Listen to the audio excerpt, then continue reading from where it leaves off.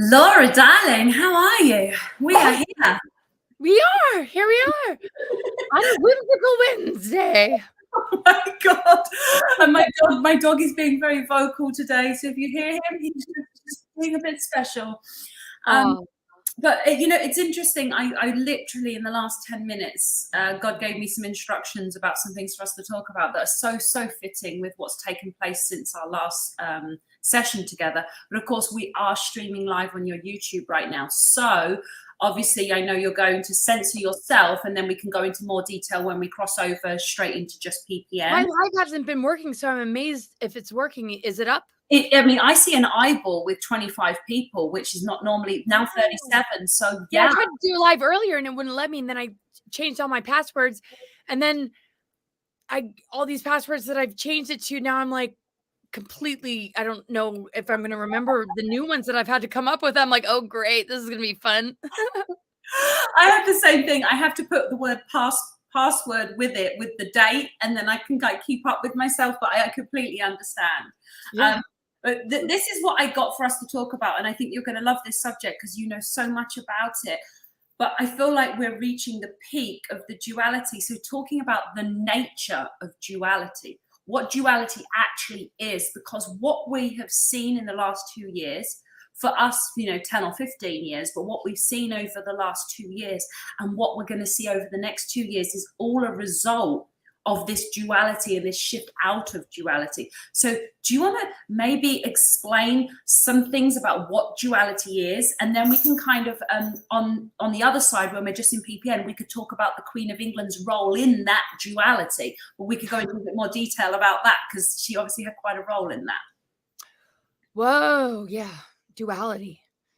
So when we think of duality, it's different than like polarity. I feel polarity is something we can integrate, and in integration there's some sort of conception. So like masculine and feminine polarity, you integrate it and it becomes something else. It's able to fuse together, work together, and produce something new, like a baby, like a magical child, like a vision or dream that we're able to manifest, right? Duality, though, to me more is just the battle or the divide and conquer, just sort of the light versus dark, good versus bad, evil first, the forces that just are at odds with each other. And that duality, to me, relates to the tree of knowledge and how that tree of knowledge symbolically really represents our need to find self-knowledge so that we can restore the tree of life, which is all about duality moving into polarity unification.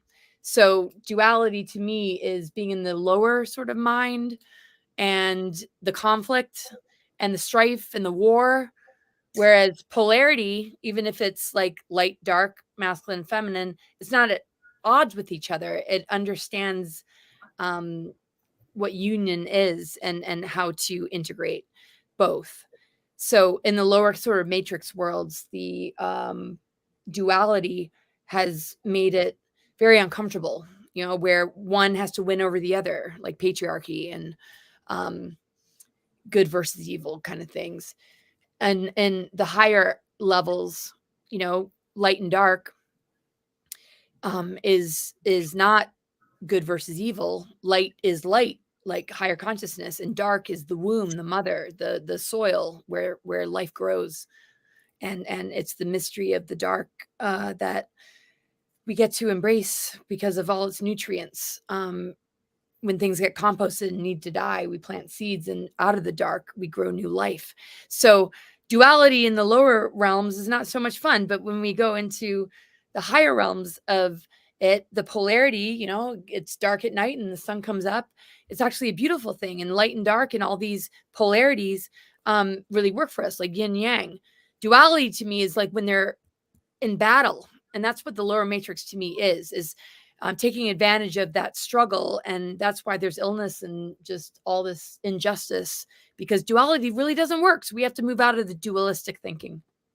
Absolutely. And sorry about that, guys. Literally, my dog, I could hear him doing something, scratching at something. I'm like, what? Oh, the animals. Yes. Oh, yeah. We know around here how that goes. he's normally the goodest boy, but he's just like running around doing all kinds of things. But yeah, no, absolutely. So the thing is that on your very famous video that you did where you talked about the darkness overstepping, it's kind of like, you know, I do feel like what's happened is the dark has overstepped, and so the light is over delivering and in bringing down so many people down here that are here just with the knowing deep in their heart that they are here to help heal the world, of which myself, yourself, and pretty much everyone watching has this feeling in their heart that they know they're here just to help. And I even was talking to a guy the other day, and I said to him, you know, what are you looking for in a relationship? And he's a coach just like me. And he said, I just want to help heal the planet right now. That was his, and he's not someone for me romantically. That's the point. It was that's where his head's at. It wasn't I'm single or I'm dating or I'm this. It was just need to help heal the world right now. It was like, wow, that's the thing. We a lot of us came here to do this with this mission from God.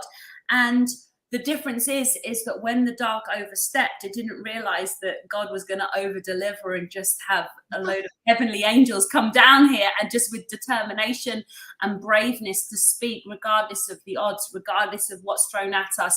And the more that's thrown at us, the more determined it makes, because we know that it's resistance trying to stop us from delivering our message. Yeah.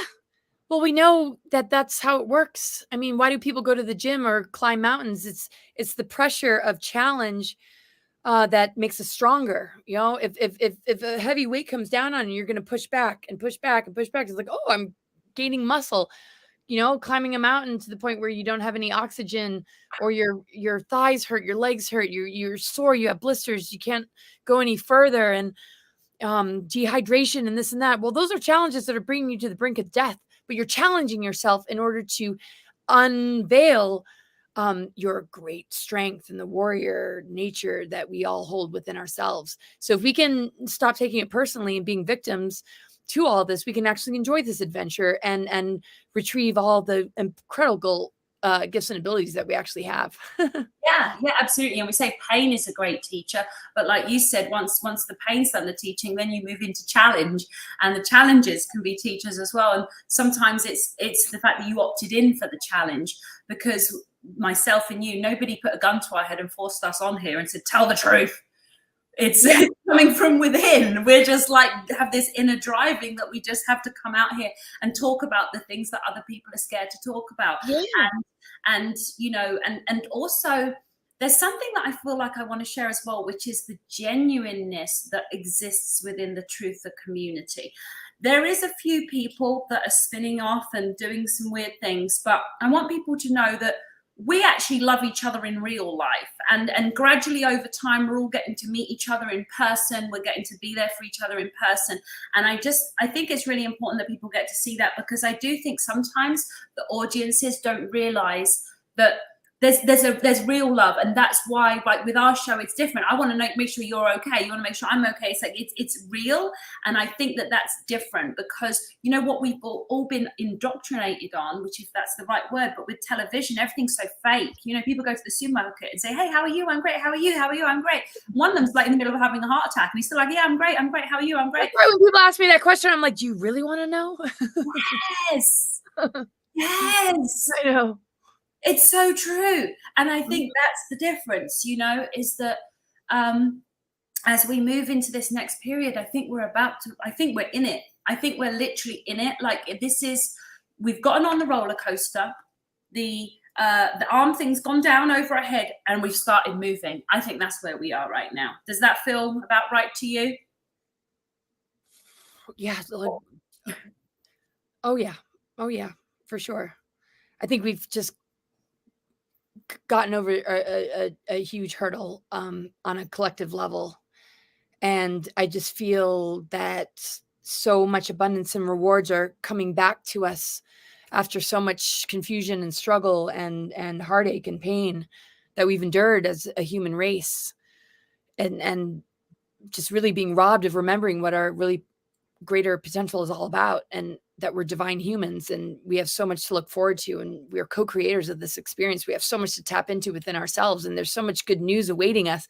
All the news and propaganda and inverted system is just something we don't have to have a relationship with. It's something our creative imagination does not need to attach itself to, because we'll just generate a very sick reality that is going to haunt us and hurt us and harm us. Why would we want to go down that route? We don't need to. We don't have to. We have choices.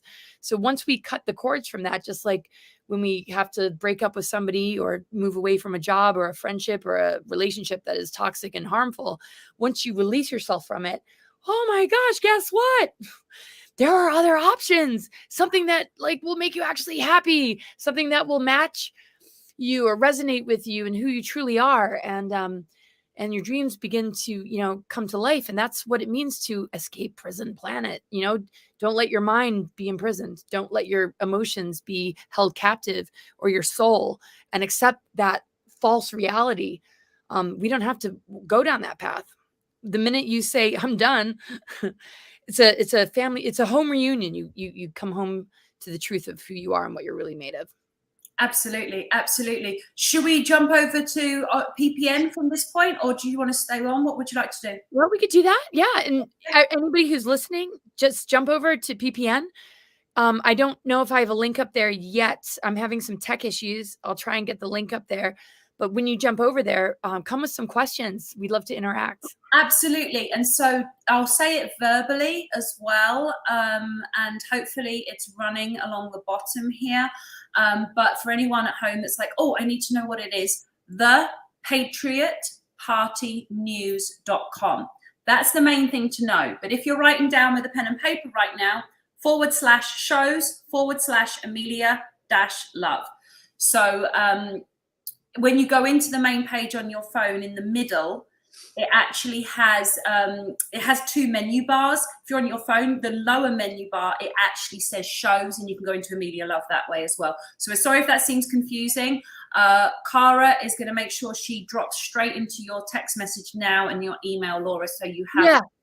And there's other videos on my YouTube channel that we've done that have all those links there. So just go to Laura Eisenhower YouTube and you'll find those links in some of the other broadcasts we've done. Yeah, so we did one last week. So just go to last week's, guys, and find the links, and we will see you over there right now. And I've literally just had a download about what you were talking about. So I want to give everybody like 10 seconds to jump over now. Yes, I'll respond. So Cara, if you want to drop in the chat that we finished in YouTube, and what I'm going to talk about is not too censored anyway. It's actually talking, what I just heard from God was knowing what fits. Now, it's almost like clothes. You could use the typical saying of a pair of shoes that's,